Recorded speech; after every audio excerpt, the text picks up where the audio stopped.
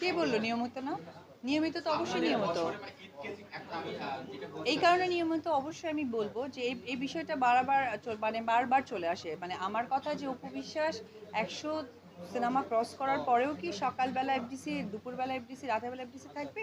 আমি কি আমার ব্যক্তিত্ব, আমি আমার পজিশন, আমি আমার কর্ম জায়গাটাকে কখনোই সৃষ্টি করব না? নাকি আজকে সে প্রথম অপু বিশ্বাস হয়ে এসেছি, সেইভাবে কাজ করতে হবে? অবশ্যই আমি আমার প্রোডাকশন হাউস করেছি।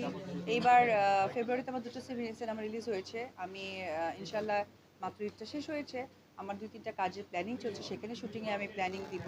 আমি বিভিন্ন কাজের সাথে ব্যস্ত। কে বলে আপনি দেরি আছেন মানে কি? সারাদিন তো আমার সিনেমায় থাকার চেয়ে বড় কথা আমার সন্তানও আছে। এটা আমার সবচেয়ে বড় ইম্পর্টেন্ট। আমার সন্তানের একটি পরিবার আছে, সেটাও মেনটেন করা আমার ইম্পর্টেন্ট। একটা মানুষ হয়ে আমাকে সমস্ত কিছু ইম্পর্টেন্সি দিয়ে, কাজের ইম্পর্টেন্সি দিয়ে চলতে হবে। That's it.